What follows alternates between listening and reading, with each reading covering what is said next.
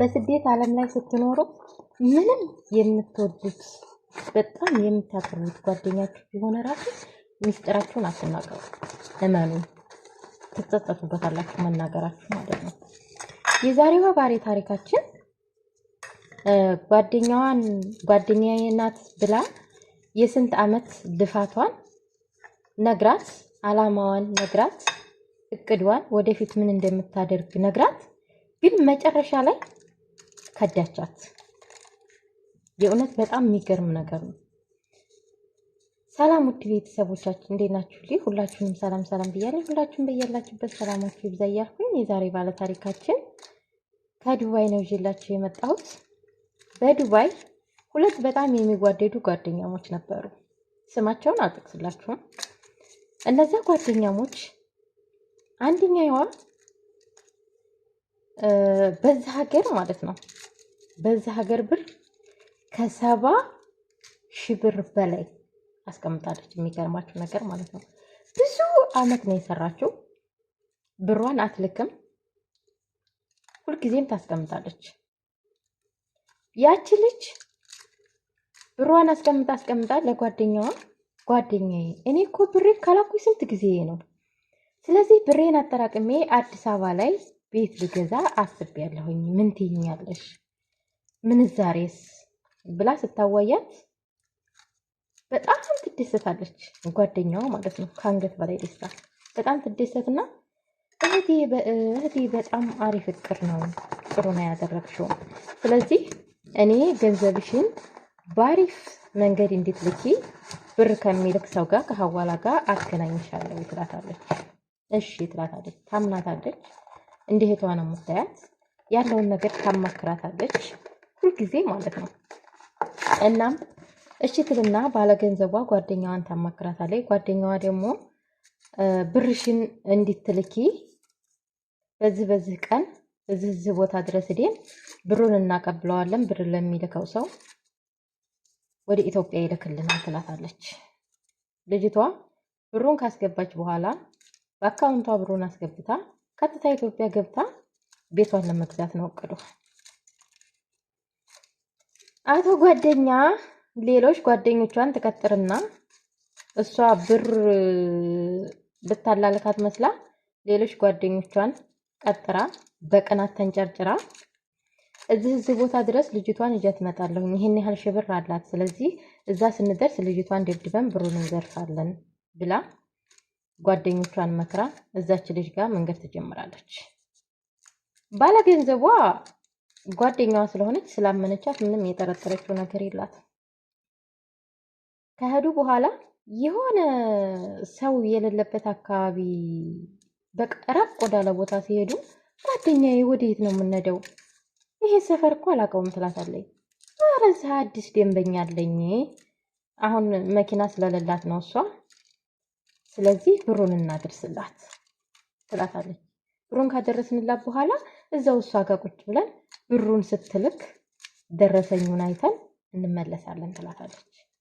እሺ አምንሻለሁ ትልና ያንን ሁሉ ብር ይዛ ከዛች ከጓደኛዋ ጋር ትሄዳለች። ጓደኛዋ ፈለገችበት ቦታ ተወስዳታለች። ፈለገችበት ቦታ ተወሰደቻት በኋላ ደብድባ ብሩን ተወስዳለች ከግብረ አበሮቿ ጋር። ጓደኛዋን ሞት አፋፍ ላይ ሞታለች ብለው የሞተች መስሏቸው ብራቸውን ይዘው ከዛ አካባቢ ተሰውረዋል።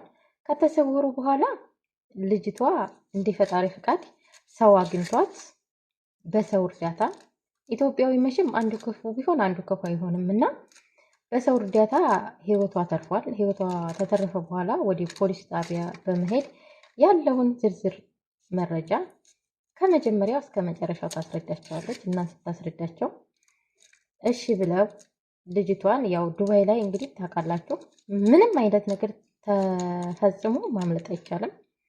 በፖሊሶች ጥንካሬ ሌባዋን ከግብረ አበሮቿ ጋር አብሮ ይዟታል።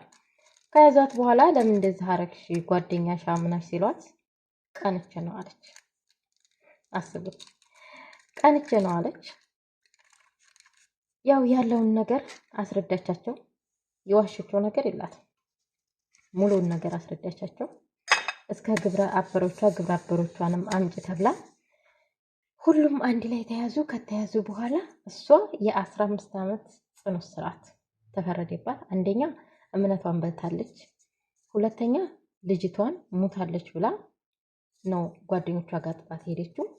ስለዚህ እንደዚህ ስላደረገች 15 ዓመት ጽኑ እስራት ተፈረደባት። እነዛ ጓደኞቿ ደግሞ 4 ናቸው። 1 ሴትና 3 ወንዶች ነበሩ። 4ቱ 10 ዓመት ጽኑ እስራት ተፈረደባቸው።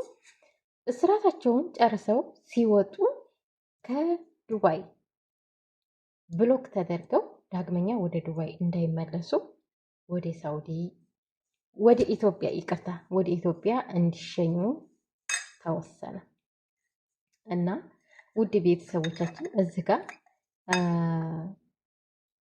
የምናስተውለው ነገር ቢኖር ማለት ነው አይደለም ጓደኛ አይደለም አብረን የጠጣን የበላን አሁን ላይ የእናት ልጅ ራሱ እየታመን አይደለም በነገራችን ላይ።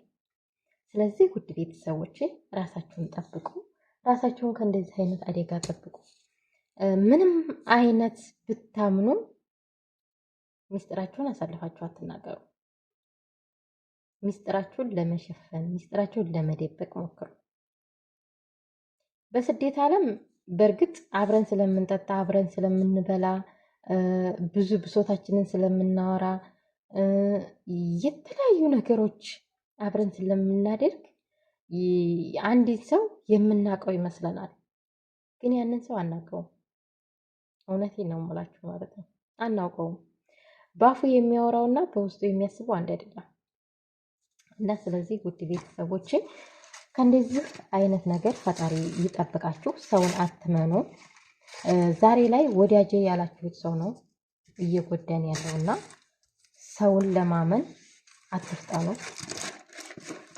ሰውን ካመናችሁ ደግሞ ሙሉ እምነታችሁን አትስጡት ለዛ ለሰው እላችኋለሁ።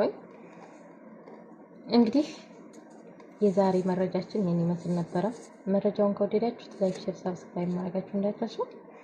በሌላ ቪዲዮ እስከምንገናኝ እግዚአብሔር አምላክ ሀገራችንን ሰላም ያደርግልን፣ ህዝባችንን ከክፉ ነገር ይጠብቅልን፣ እኛንም በሰላም ለሀገራችን ያብቃን።